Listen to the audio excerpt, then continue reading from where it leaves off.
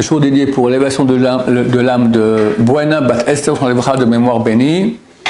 Donc c'était hier le Shabbat, le Yortzeit, l'anniversaire du décès.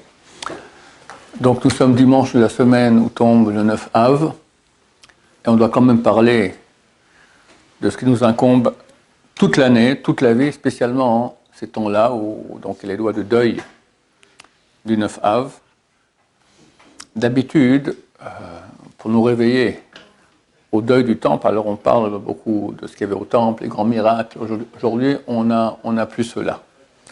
Moi, personnellement, ça ne me réveille pas des masses. Je pense que les autres non plus. On va parler d'un point qui est quand même complémentaire ou parallèle à cela.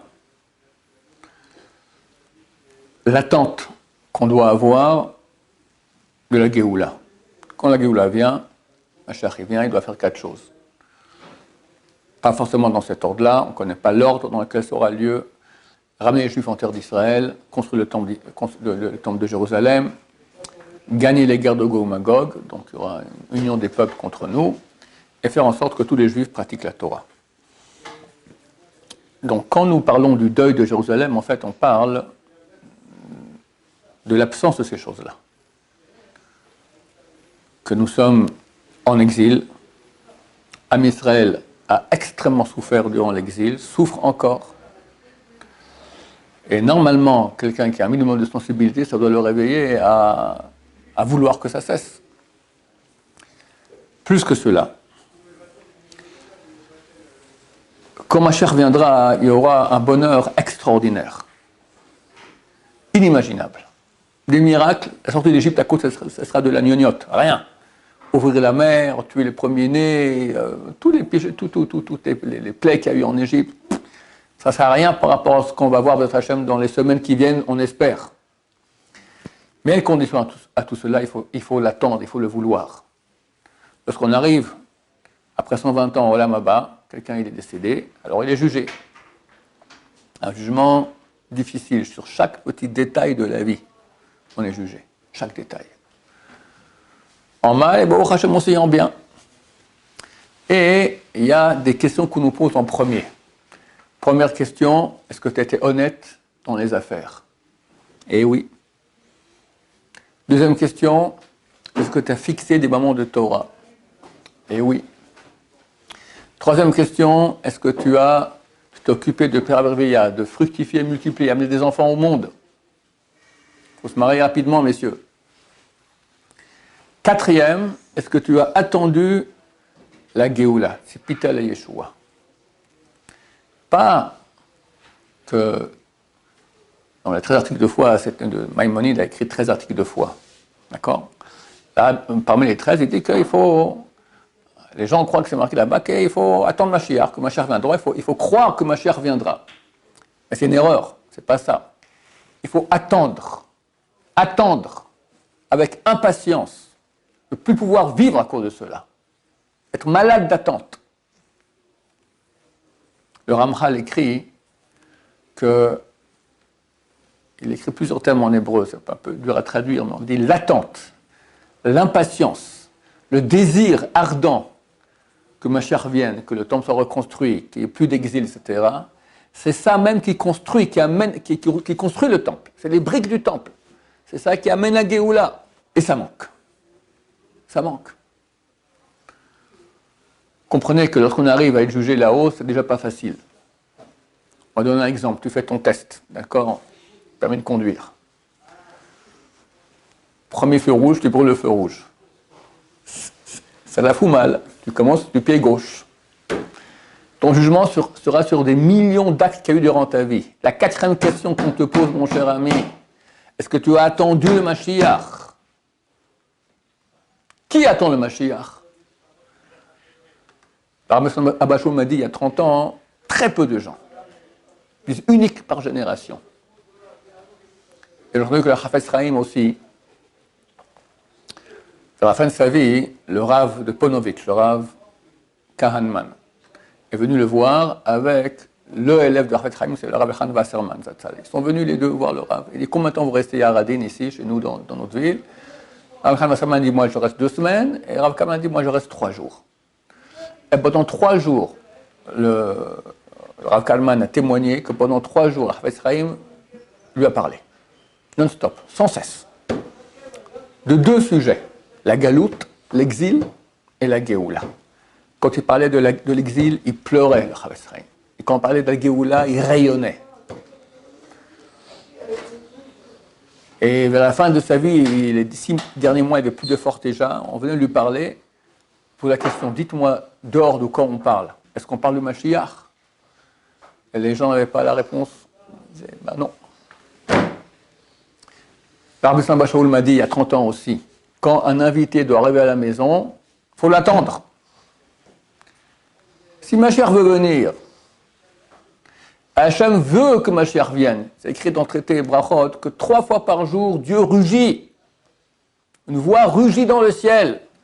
Et dit, quel bonheur peut avoir le roi dont les enfants ont quitté sa table et sont partis en exil. Et quel bonheur peut avoir ces enfants qui sont en exil. Hachem il rugit, il n'en peut plus. Et nous, on fait notre vie, on s'occupe parce qu'on passe les vacances. C'est un truc terrible, ça. C'est terrible. Dans le monde des yeshivot, c'est terrible. Pourquoi? Parce que les vacances commencent le lendemain de Tisha B'Av. Et c'est presque impossible de ne pas faire. Tu n'as pas un peu de joie que Tisha B'Av, on part en vacances après. Tu vas prendre le deuil. C'est terrible. Il y a même un rabbin, il y a quelques années déjà, lui vient d'Amérique, il a dit qu'il y a des gens, même les Bnei Torah, des gens religieux, froum, d'accord, orthodoxes, déjà l'après-midi du Shabbat, ils mettent déjà les valises dans la voiture, on part en vacances déjà. Et il va pleurer sur le temple. Les gens, à quoi ils pensent? Et toute l'année. Normalement, vous savez qu'on n'a pas le droit d'écouter de musique. Rien. Que dans les mariages, bar mitzvah, brit milah, comme ça. Qui fait attention à ça? Tout le monde doit prendre sur soi le deuil de Jérusalem. Alors les poskim me disent, aujourd'hui, sans musique, les gens ils vont être en dépression. Alors ils disent, ceux qui ont les nerfs fragiles ont le droit d'écouter de la musique. Donc sachez que vous écoutez de la musique, c'est que vous avez les nerfs fragiles. Mais les sages Israël ont mis sur place beaucoup de choses à faire, toute l'année. À la maison, il faut qu'on ait un carré qui fasse une coudée sur une coudée sans plâtre, etc., etc. Khatan, on lui met des cendres ici, tikkun chatzot. Mais les gens... Alors Pinkus donne un exemple terrible. Il dit qu'il y avait un roi et son fils se comportait mal. On lui parle. Bon, il dit, je ne peux pas continuer comme ça, je lui donne une bonne leçon. On l'envoie hors du palais et on le met dans un trou, au milieu du désert comme ça, une grande crevasse là-bas. Mais le roi ne veut pas que son fils meure. Alors une fois par année, il y a les serviteurs du roi qui vont le voir là-bas, tout va bien, de quoi tu as besoin? Il a tout ce qu'il a besoin. J'ai besoin de plus de couverture, un peu plus de pétrole, il me faut la nourriture, un peu le courant pour que j'ai le frigo, etc. Et comme ça pendant des dizaines d'années. Qui pêche en hébreu, idiot, demande au serviteur, dites à mon père que j'en ai marre, je veux sortir du trou. Il demande qu'on lui donne à manger dans le trou, de l'énergie dans le trou, des couvertures dans le trou, mais demande à sortir du trou, tu seras au palais. Comment ça sera? Mais 1 milliard de fois mieux. Quand Mashiach revient, messieurs, très bientôt, mais quel bonheur il y aura, c'est fini, plus de maladie, plus de tristesse, plus de shalom bayit. Le bonheur le plus grand qu'Hachem peut donner. Est-ce qu'on peut imaginer ça? Est-ce qu'on peut imaginer ça?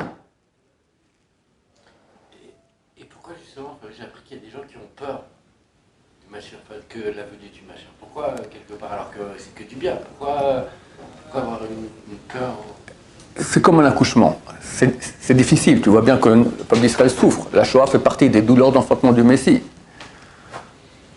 Mais quand ça aura eu lieu, Mashiach sera arrivé, on aura mérité de le voir, c'est un bonheur extraordinaire, inimaginable. C'est marqué que tout le miracle de la sortie d'Égypte, ce ne sera rien, comme j'ai dit auparavant. Rien, tout. Quand Dieu promet à Abraham de sortir son peuple d'Égypte, il dit, Gam, le peuple aussi dans lequel ils auront torturé, Dan Anochi, je vais le juger. 2 lettres, Dan. Ça a fait, ces 2 lettres, ça a fait tous les miracles de sortie d'Égypte. Les miracles de la venue du Mashiach, c'est des chapitres, et des chapitres, et des chapitres, et des chapitres, et des chapitres dans les prophètes. On en parle partout. Alors qu'est-ce qu'il y aura? C'est fantastique. Pourquoi les gens ont peur? Il y a 2 raisons. 1, des souffrances qu'il y a avant. 2, quand le Mashiach il arrive, c'est fini. on peut plus, on n'a plus de mérite. Il y aura une lumière énorme. Ça sera impossible de ne pas faire le désir de Dieu, donc tu n'as plus de mérite. Mais c'est une erreur. Parce que quoi, tu pourrais rester encore maintenant dans le trou. En plus, comme on a parlé l'autre jour, Dieu, c'est exactement quand tu es né, c'est le temps que tu as maintenant pour bosser. Et pas plus. On ne doit pas être égoïste. On doit penser à l'humanité qui est dans une tristesse terrible, une souffrance terrible. Un des moyens qui devrait nous réveiller, c'est la souffrance des gens. Mais ça, c'est une raison, c'est pas la bonne raison.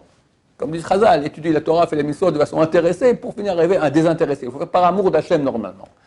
La vraie mitzvah d'attendre le Mashiach avec ses mots, c'est l'amour de Dieu. Il y a un grand rabbin du Moyen-Âge, je sais pas, le Smak, c'est faire Mitzvot Katan, il a écrit un livre de toutes les mitzvot. Et là-bas, il relie la mitzvah d'attendre le Mashiach à celle du premier des 10 commandements. Je suis l'Éternel ton Dieu. Le rapport, il n'est pas clair. Mais peut-être que si on comprend qu'il y a Dieu, on veut qu'il se dévoile. J'ai vu dans notre ascenseur, ils mettent de temps en temps des petits... Tous les jours, il y a une autre petite fiche sympathique comme ça de Moussard, d'accord. Quand tu montes dans l'ascenseur, tu as la chance d'habiter un peu plus haut, donc tu as le temps de lire la petite fiche. D'accord. Alors, ils ont dit au nom d'un Admor que ça provient de l'amour d'Hachem. Ça, je comprends tout à fait. Quelqu'un qui a l'amour d'Hachem, il veut que Hachem se dévoile enfin, que toute l'humanité reconnaisse la grandeur d'Hachem. L'ami de mon ami, c'est mon ami, d'accord. On veut maintenant... t'es mon ami, maintenant je veux que tu connaisses maintenant mon ami, alors je te parle, regarde combien il est grand, on veut que toute l'humanité reconnaisse la grandeur d'Hachem, et que Hachem puisse amener enfin tout le bien qu'il veut, qui touche Hachem, sanctification, que tout le monde reconnaisse.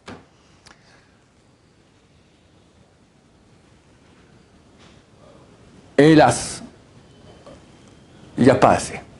Il y a beaucoup plus. Baruch Hachem, aujourd'hui les gens souffrent, donc ils commencent à crier. Et comme je dis, c'est la façon intéressée. On doit arriver à désintéresser par amour d'Hachem. Chaque bon juif fait 3 prières par jour. Alors dans ces petites fiches qu'ils mettent dans l'ascenseur, ils ont dit qu'il y a 5 ou 6, je ne sais plus, prières, bénédictions dans le Shmona Esrei, c'est 19 bénédictions. Il y en a 5 qui parlent de la Géoula. Regardez à quel point on en parle beaucoup. C'est faux.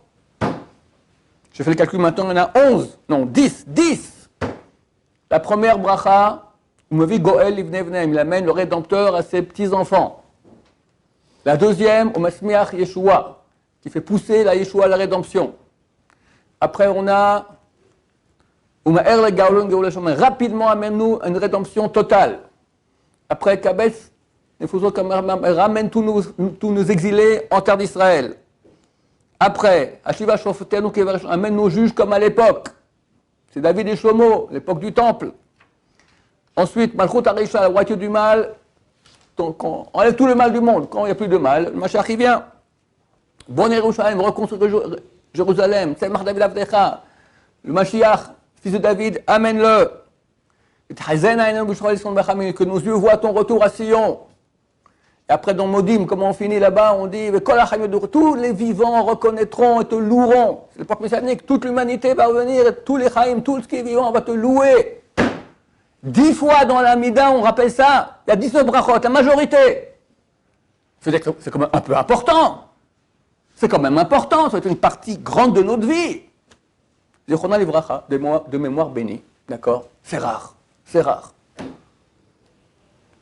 important, mais on se dit par rapport à ça, il y a eu tellement déjà de tzadikim, même qui ont fait la Hamida quelque part, et ils n'ont pas réussi presque à déclencher cette vérité. D'abord, très bonne question. Tu dis, moi, ça fait déjà 2000 ans qu'on attend, et alors? Le Maharal, il pose la question, il dit, ok, Hachem veut ça. C'est une mitzvah. Tu mets le film le matin, tu fais le Shabbat. Ok, c'est une mitzvah d'attente. Et cette attente, elle construit. Maintenant, on ne t'a pas dit que forcément, il faut que toi, tu amènes Mashiach. Sache que chacun qui fait, il amène en partie, c'est clair. Il aura un mérite. C'est une mitzvah, il faut la faire. Maintenant, moi, je te rajoute non seulement cela, mais maintenant, crétin, celui qui ne voit pas que un âne, celui qui ne voit pas que la Goula, elle arrive. Les grands de la Torah le disent. D'accord? Ça bouge de partout, ça va péter, c'est évident, d'accord? C'est impossible que non. T'as l'inflation, c'est écrit qu'il y aura l'inflation, t'as la crise, entre la Chine, c'est en train de s'exciter, la Chine et l'Amérique maintenant, l'Iran, la guerre entre l'Amérique et comprenez qu'en Ukraine, c'est une guerre entre l'Amérique et la Russie. L'ancien président russe, il a dit, on arrive à la fin du monde. Alors écoute, si eux le disent, qu'est-ce qu'on va dire nous? Et on continue pépère. On va où en vacances? Comment on fait la fin du mois? Qu'est-ce qu'on mange ce soir? Minuscule. Minuscule. Alors, je ne dis pas qu'il ne faut pas s'occuper aussi de qu'est-ce qu'on mange ce soir et les vacances. Ok. Mais aussi, occupe-toi de l'essentiel. Qu'Hachem veut enfin pouvoir donner tout ce qu'il veut donner, des millions de milliards, c'est fini, il n'y aura plus aucun problème. On se casse la tête des petits problèmes, alors qu'on peut amener maintenant qu'il n'y ait plus aucun problème. Bon, que Dieu nous aide dans cette grande mitzvah, c'est ces jours-ci maintenant. Si Dieu voit que on demande, on attend, on veut, on désire, on n'en peut plus. Ah, enfin.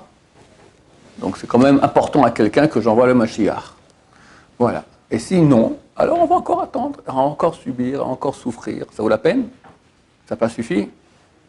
Encore des attentats, encore de l'antisémitisme, encore. 2000 ans bientôt. Le peuple à la nuque raide, Hachem il dit. Voilà, messieurs, Baruch Hachem, que ces paroles nous fassent un réveil dans ce sens-là. Amen, va amen.